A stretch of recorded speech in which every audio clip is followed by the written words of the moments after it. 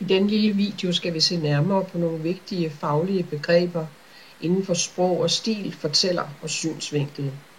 Det er nogle begreber, som man skal bruge, når man skal analysere og give en sproglig karakteristik af en tekst.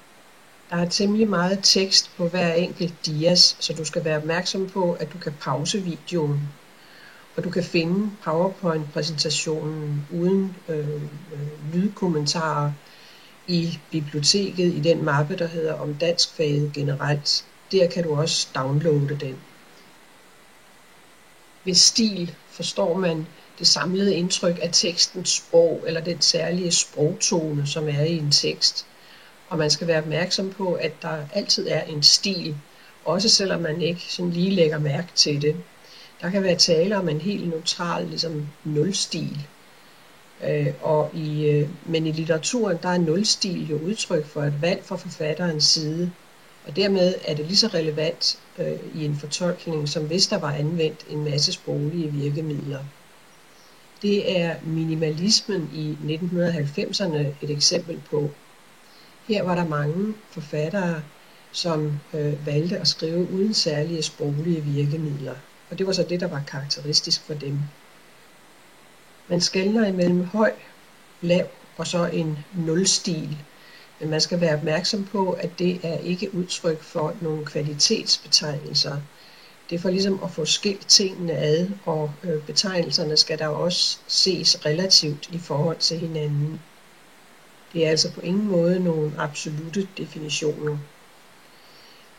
Den høje stil, den har man i litteratur, og den har man i for eksempel faglige eller offentlige skrivelser, og i det sidste tilfælde så kaldes det tit for kancellistil.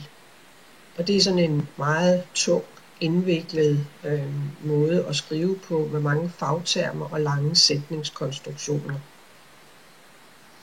Jo lavere en stil man har, jo mere talesprogspræget er den. Eventuelt så kan der være slang og eder og den slags, men det kan også bare være en enkel stil, der på andre måder minder om talesproget. Forskellen på poetisk sprogbrug og referentiel sprogbrug, sådan som det er defineret i jeres tekster, det er, om sproget ligesom gør opmærksom på sig selv. Hvis sproget gør opmærksom på sig selv, så er det fordi den måde tingene bliver skrevet eller sagt på har en særlig betydning. Og det kender man jo også fra dagligdags kommunikation, altså ikke fra litteratur, hvor man godt ved, at det ikke er kun det man siger, men også måden man siger det på, der spiller en rolle. Referentielt sprogbrug er så, når sproget ikke har den funktion at gøre opmærksom på sig selv, men kun ligesom skal transportere mening og pege på forhold, der eksisterer i virkeligheden, eller som kunne eksistere i virkeligheden. Man skal være opmærksom på, at referentielt sprogbrug også kan bruges til at lyve, og referentielt sprogbrug kan være mere eller mindre subjektiv. Liks-begrebet er sådan en helt mekanisk ting, men den anvendes ret meget og er meget brugbar. Det er et bestemt tal, som man finder frem til ved at tælle op, hvor mange lange ord der er per 100 ord, og så det gennemsnitlige antal ord per punktum. Og der laver man sådan en gennemsnitsberegning på en side for eksempel. Optællingen giver så et tal, og det er et tal, der anvendes i forbindelse med skolebøger, aviser og anden formidling, for eksempel popularisering af videnskabelige skrifter. En tekst, som I kender, litteraturens linjer, den har en liks på ca. 50. Når man skal se nærmere på sprog og stil i en tekst og analysere det, så er der 3 lag i analysen. Man skal se på ordene, man skal se på sætningerne, og man skal se på de sproglige virkemidler i øvrigt. Når man skal se på ordene, så skal man se på, om der er nogle markante ord.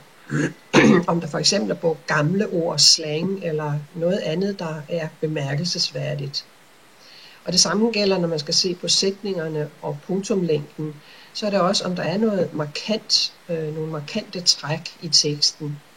Det kan være, at der er meget korte eller meget lange punktummer, og når man har undersøgt det, og det kan man jo gøre ret mekanisk, så er det vigtigt at gå ind i et punktum for eksempel og se på, hvad det er, der gør punktummet langt. Der kunne jo være tale om en opbremsning, eller der kunne være tale om, at der var flere hovedsætninger i punktum. Det vil være helt anderledes, end hvis der for eksempel er mange ledsætninger.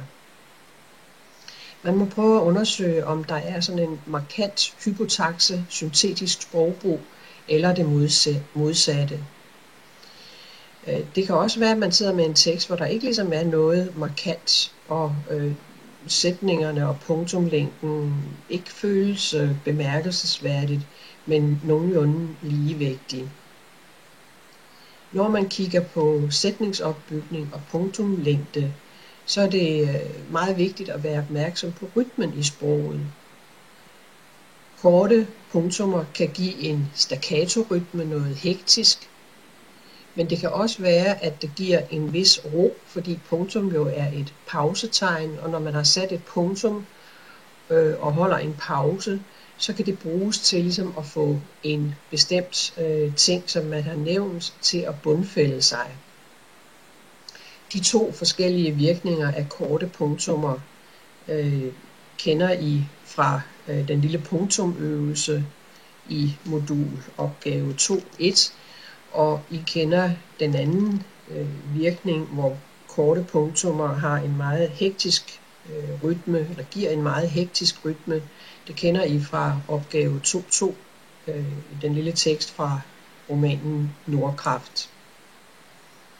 Det sidste, man så skal se på, når man analyserer sprog og stil i en tekst, er de sproglige virkemidler. Man må lægge mærke til, om der er brugt metaforer og stilfigurer, er der gentagelser, modsætninger osv. Med hensyn til billedsprog og stilfigurer, så skal man være opmærksom på, at det er to forskellige ting. Ved billedsprog, der er der altid tale om, at der er to forskellige betydninger i spil. Der er tit noget, der skal forstås i overført betydning, og man kan tit tale om et billedplan og et realplan. Der er 3 typer af billedsprog, som vi skal kende: besjæling, personifikation og sammenligning. I besjæling er det konkrete ting, der levendegøres, eller ting fra naturen, som menneskeliggøres. Personifikation, der er det begreber, abstrakte ting, der levendegøres. Eksemplet der er: sorgen går i sort kjole. Ved en sammenligning, der skal man være opmærksom på, at der ligesom er 3 led. Der er det første, og så kommer der et som, eventuelt et en, og så det næste led. Huset er stort som et bjerg. Stilfigurerne kan være lige så bemærkelsesværdige som billedsprog, men her er der ikke flere betydninger i spil. Der er det et spørgsmål om at arrangere ordene, så der bliver gentagelser eller modsætninger, eller hvad der nu er tale om. Fortæller og synsvinkel er altid vigtigt i en tekst. Man skal være opmærksom på, at en fortæller ikke er en person. Fortælleren er noget rent teoretisk. Det er det sted i historien, hvor forfatteren har valgt, at vi skal opleve fra. Og der er det meget afgørende, hvor vi ser tingene fra. Der kan være tale om en fortællerposition, der ligesom giver en begrænset synsvinkel. Det vil det være, hvis det er en jeg-fortæller, en første persons fortæller, fordi så er synsvinklen jo lagt fast. Som læser kan vi kun få det at vide, som jeg-personen ved, og som jeg-personen ser og oplever.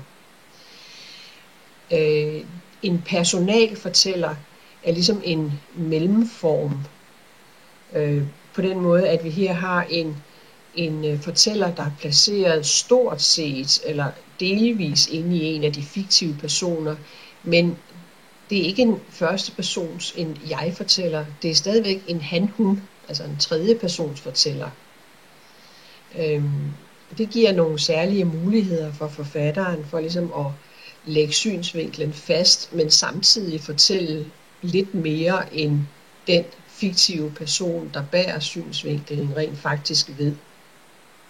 Så kan der også være tale om, at forfatteren ikke lægger synsvinklen særlig fast, men ligesom vælger at have mulighed for at fortælle det hele alle steder fra, og springe ud og ind af de væsentlige personer, og springe også fra sted til sted og fra tid til tid, eller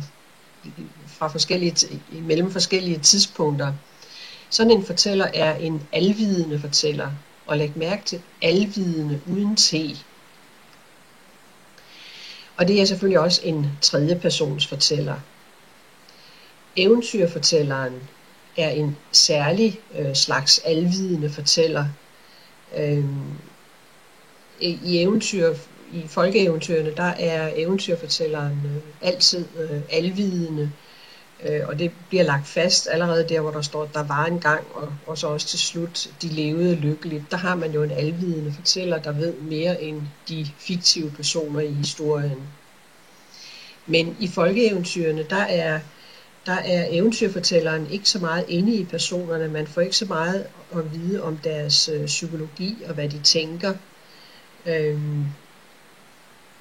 Det er sådan det, der er karakteristisk for eventyrfortælleren. H.C. Andersens eventyrfortæller er karakteristisk ved at bruge rigtig mange fortællerkommentarer. Og en fortællerkommentar, det er der, hvor fortælleren sådan ligesom meget tydeligt stiller sig frem imellem det, der bliver fortalt, og læseren, og ligesom giver en ekstra forklaring til læseren om, hvordan tingene skal opfattes. Det er vigtigt, at fortælleren kan være placeret på alle mulige måder, og en alvidende fortæller er ikke noget absolut. Det kan godt være, at en alvidende fortæller ved det meste, men så i passager pålægger forfatteren, ligesom den alvidende fortæller, nogle begrænsninger. Og det kan der være en særlig virkning i, som forfatteren ønsker at udnytte. Fortælleren kan derfor være placeret langt fra eller tæt på begivenhederne. Fortælleren kan også have sådan en ironisk vinkel eller en ironisk tone. Fortælleren kan være direkte upålidelig, specielt hvis man har en jeg-fortæller. Så kan det være raffineret, hvis læseren undervejs finder ud af, jamen hov, den her synsvinkel, vi har fået på begivenhederne, er knyttet til en bestemt person, som vi slet ikke kan regne med. Han er sindssyg eller lyver eller et eller andet. Så kan fortælleren være neutralt registrerende, sådan lidt officielt måske, fortælle ligesom den offentlige mening, tilkendegive, hvad man mener om begivenhederne. Fortælleren kan også være autoritær, en der virkelig sådan styrer læserens opfattelse og slet ikke lader læseren danne sig sin egen mening. Der er mange forskellige muligheder.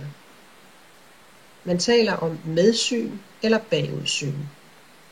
Det er et spørgsmål, om fortælleren er placeret samtidig med begivenhederne, og der fortælles i grammatisk nutid.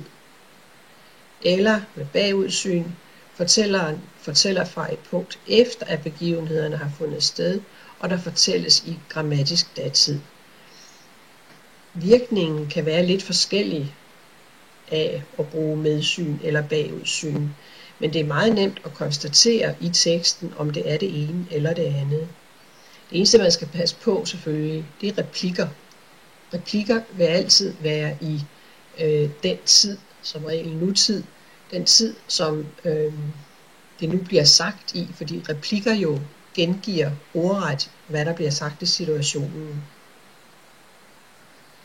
Indre syn, ydre syn og kombineret syn, det har at gøre med, hvordan personerne er beskrevet. Indre syn, det er, når man har adgang til deres indre, til deres tanker og følelser. Ydre syn er, når man ikke har det, men får beskrevet, hvordan de ser ud og hvad tøj de har på osv. Kombineret syn er, når fortælleren hopper ud og ind af personerne. Det var nogle kommentarer til begreberne, og husk, at du kan downloade PowerPoint-præsentationen med alle dias i bibliotek om danskfaget generelt.